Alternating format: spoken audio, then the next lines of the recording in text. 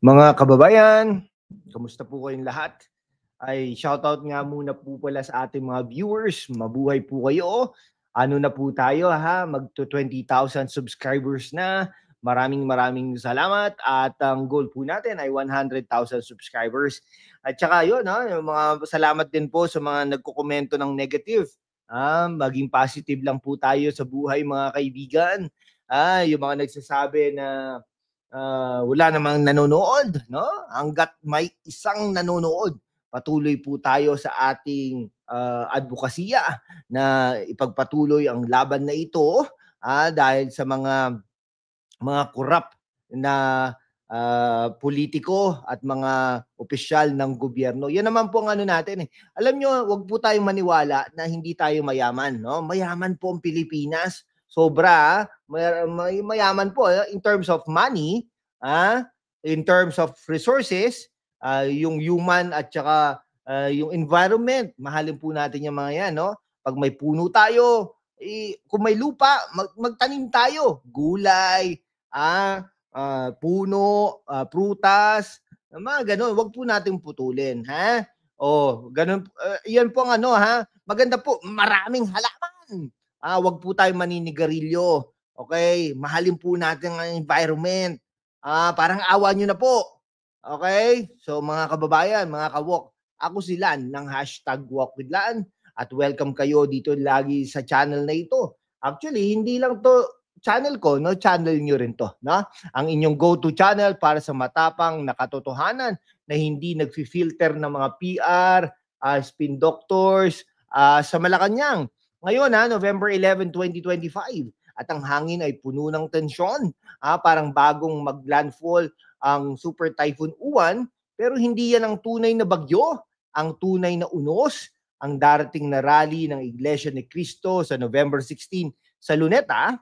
Oo mga kaibigan, INC rally na for transparency and accountability sa gitna ng mga anti-corruption protest na hindi humihinto mula September hanggang sa kasalukuyan. At bakit ka ba ito ang administrasyon? Kasi may pabaksakin at klaro na yan, si Claire Castro at si Bongbong Marcos mismo. Okay, shout out muna sa inyo, mga OFWs at youth warriors sa Pilipinas, lalo na sa Quezon City at Manila. Salamat sa inyong walang tigil na laban sa kalye, no? Sa United States, Canada at Australia, kayo ang backbone ng remittance economy, pero wag ninyong hayaan na ang pera nyo ay nagpapayaman sa mga tiwaling opisyal. Sa United Kingdom, Italy, Germany at Japan, kayo ang nagpapakita na global ang ating diwa.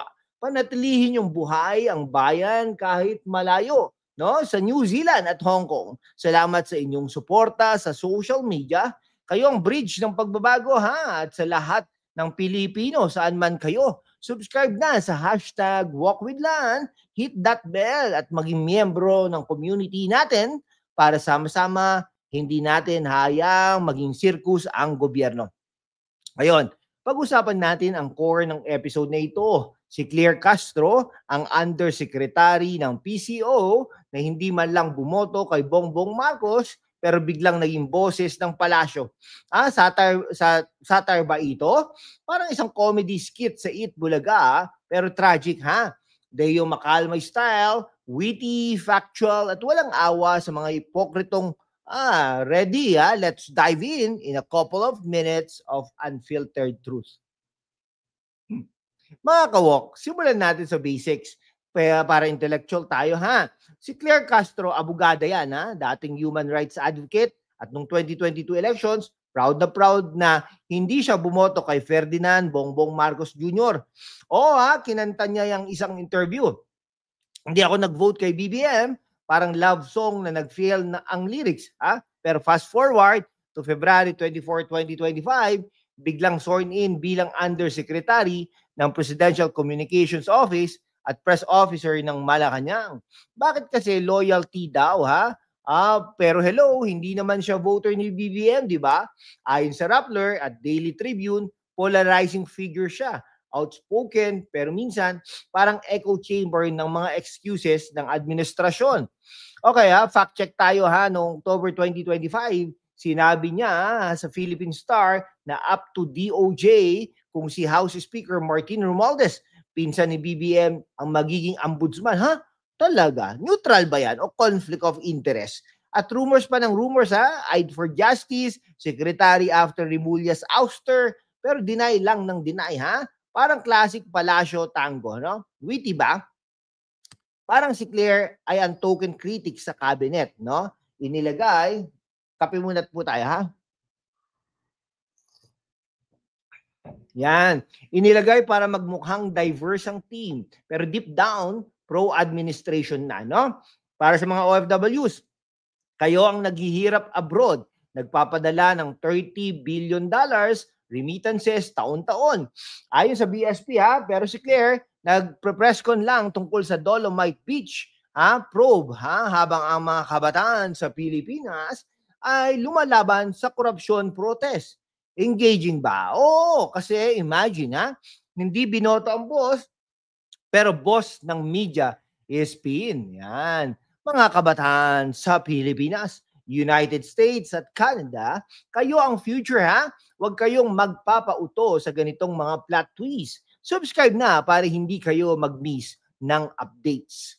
Ayun, pasok tayo kay Bongbong, ha? Ang president na parang remote control ng kanyang pinsan na si Romualdez, mga kaibigan.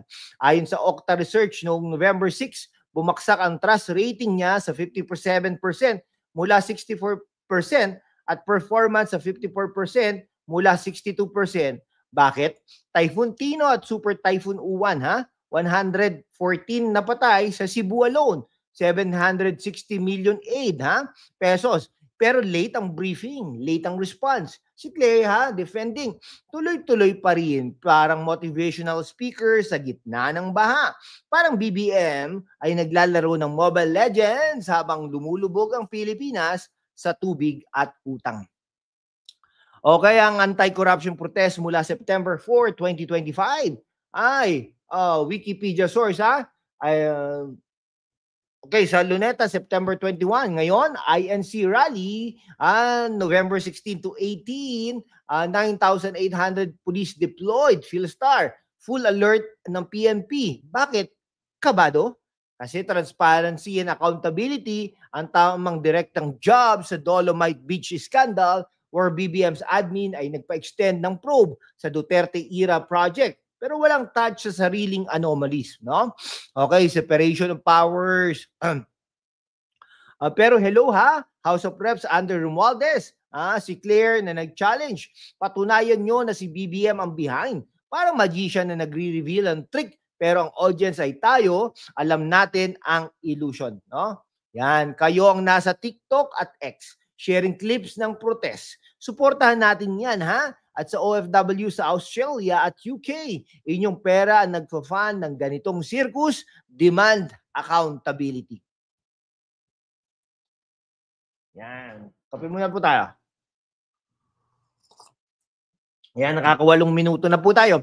Mga ka-walk, pause muna, no? Kung nag-i-enjoy kayo sa witty takedown na to, i-like, i-share, at i-subscribe sa hashtag #WalkWithLan. Mag-join ng membership para exclusive content. Sama-sama tayong maging boses ng bayan. Deep dive tayo sa rally implications. Okay. In-depth na tayo, mga kaibigan, ha? Ang INC rally ay hindi lang religious. It's a call for justice sa gitna ng corruption scandals, ha? Ayon sa diplomat, protest hounding the Marcos admin dahil sa nepotism at slow disaster response. Si Claire, ha, laging on defense. Noong November 4, tungkol sa Dolomite probe, hindi hahadlang ang Pangulo. Pero bakit parang scripted? Siya nagbanta kay Andrew Iliana for calling out BBM sa drug issue. Walang kredibilidad, walang gatekeeper ng lies. Imagine niyo, ha, si Claire sa press con, smiling while saying hindi ako nag-apply sa SOJ to Leila de Lima's endorsement, no? Parang job interview na. Sorry, ha, hindi ko binoto ang CEO, pero hire me as PR head, no? Para sa mga OFW sa Italy, Germany at Japan, kayo nakaka-experience ng real accountability abroad. Bakit hindi sa Pilipinas? Utah, sa New Zealand at Hong Kong, rally tayo virtually. Ito ay socio-political satire, ha? Parang Voltes 5, where ang kontrabida ay sa loob ng castle. Rally na ito ha, pwede itong tipping point, lalo na with 2028 elections looming. Mga Pinoy sa Pilipinas at abroad, kayo ang power ha, mag-subscribe at maging active. Okay ha, si BBM at Claire ay tandem ng hypocrisy. Siya ang hindi voter turned spokesperson. Siya ang unity president na nagdi-divide, no? Daily Tribune article. Claire Castro's many faces ha, from advocate to apologies. Sa typhoon response, mga kaibigan, act of God daw, no? Pero DNR negligence, ha? Blame game lang. Parang telenovela, no?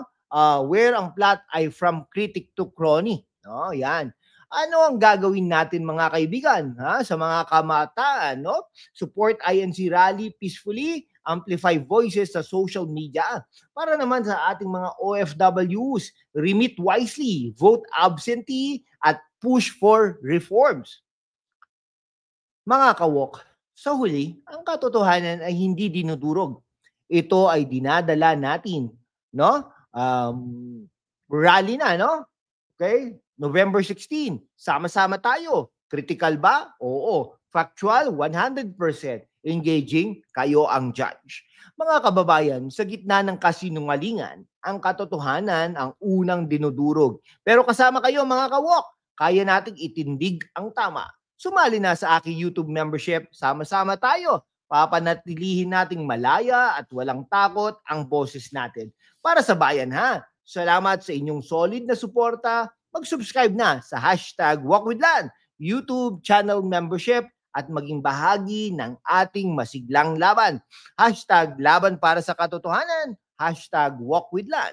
Shoutout mga kaibigan muna tayo bago tayo magtapos sa Pilipinas, USA, Canada, Australia, United Kingdom, Italy, Germany, Japan, New Zealand, Hong Kong. Lalaban tayo. See you next walk at mabuhay ang Pilipinas.